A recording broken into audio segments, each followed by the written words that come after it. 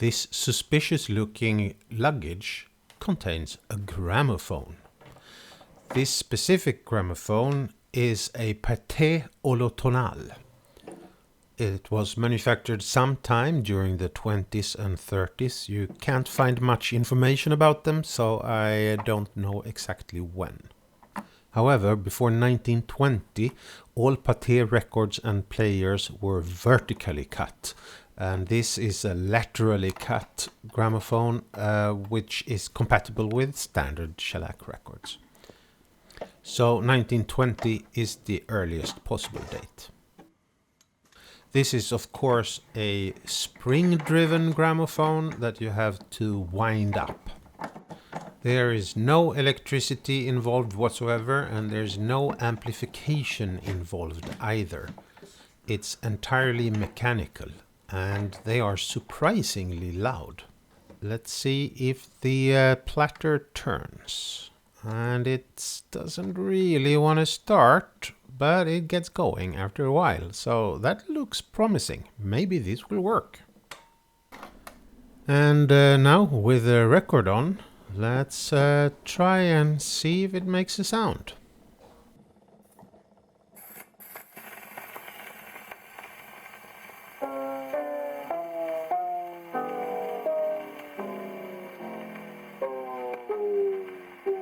That's not what's supposed to happen. Old gramophones like this can basically have two problems that make the motor not run. The first and probably the most common one, according to how many YouTube videos there are about it, is that the spring is broken. But that's not the case here, because if the spring was broken, it would not turn at all. And as you can see here, when I removed the platter, it started turning again. So the problem here isn't that the spring is broken, because then the motor wouldn't turn at all. The problem is it doesn't have enough force to actually play a record. That usually comes from the grease inside of the motor getting old and sticky. You might remember that we had the exact same problem with the BSR record player that I cleaned and renovated. So as you can see, I removed the platter and I'm now unscrewing the top, because the motor is just screwed into this top plate from the underside. And then you can just lift it out. Now, doing that with one hand while holding a phone in the other hand wasn't very easy, and probably not the most clever choice. I should have found a tripod and set that up. The motor is attached to the base plate with 4 screws. But you also need to remove the 2 small screws that attach the speed control to the motor. However, the motor remained firmly attached to the top plate. That's because these things here used to be rubber, but they're no longer rubber. They're now very hard. So some force was needed to separate the motor from the top plate. But it came off nicely in the end. And although out of focus, you can here see some old grease, and it's not very grease-like anymore. I scraped that old grease off and removed those no longer rubber bits that were attached to the motor, and now we need to disassemble it, because we need to clean this motor properly. And surprise, surprise, there's more old hard grease. It's easy to scrape away though. The big piece here is the spring container. It contains the spring, and everything is now actually loose, but you have to kind of disassemble it in the correct order, which isn't always obvious. Once you do get it loose, you can just lift the lid and there's the spring. And then it was time to go outside, because after scraping off and drying off as much of the grease as possible, it's time to dunk it into petrol. This is just normal 95 gasoline. And You just have everything in there until all these old grease have dissolved. So that's pretty smelly, and also you don't want any animals to get in there. So I put on a lid, and then I went in and did something else for a few hours. And out again in the beautiful weather, I simply took a toothbrush and brushed everything clean. Yes, the toothbrush has some bits of rubber on it, and they got dissolved by the petrol, and these rubber gloves also got dissolved by the petrol, but they were better than nothing. I didn't have anything else that could protect. I don't actually know what kind of gloves would be good against petrol. If you know, please leave a comment. I would like to know for the next time I need to remove some old grease. And all we need to do now is to assemble everything in the opposite order from how we disassembled it.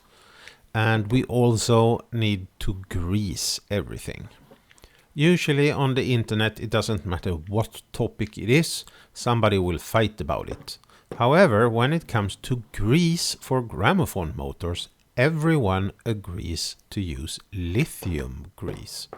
Several people recommended super lube, so that's what I used. If you have very keen eyes, you might have noticed a problem with this motor. The casing actually has cracks in it. The only problem with those cracks is that grease leaks out of it, but not very much. It hasn't been a real issue. The cracks probably comes from somebody cranking this motor too hard, trying to wind it up too much. And with grease in the spring, we put the little lid on.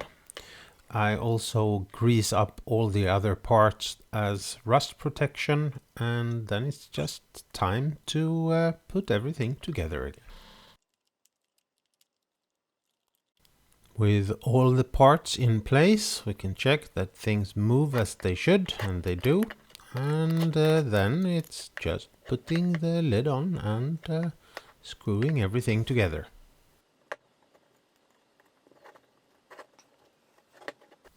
The clockwork motor will vibrate slightly when it plays. To reduce the amount of vibrations going into the sound box via the record, the motor was mounted with these rubber bushings. That has now turned into something very hard. So I need to find other rubber bushings to replace them. So I found a box, and I'm now adjusting the small one. I'm cutting that into half because it was too thick. For the bigger pieces of old rubber, these bigger bushings was almost perfect size, so I'm gonna use them. I just need to cut a hole, a slot in the middle, so that I can get a screw through them. And here I got the screws in place, and it's just a matter of putting the motor where it should be. The motor back in the top plate, and the top plate back into the gramophone itself. Although before I screwed in all the screws, I decided to see if it worked.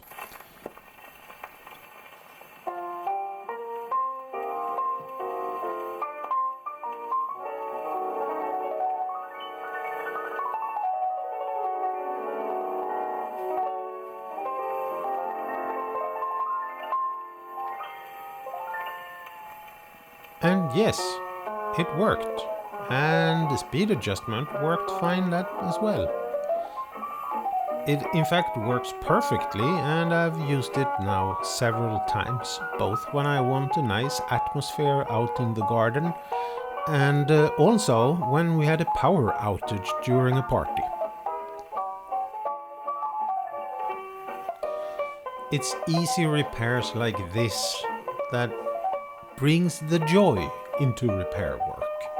Not the long hauls with lots of different things that you need to fix. This was easy, fun, although smelly. And the end result is fantastic. It's highly recommended. Get yourself a gramophone. But before you go out and get your own gramophone, please like and subscribe. Not to feed the algorithm, I don't care about that. I'm not a professional YouTuber, I don't want to be. But likes and subscriptions is what gives me motivations to make more videos. So if you want to see more videos, please like and subscribe. Thanks, see you next time.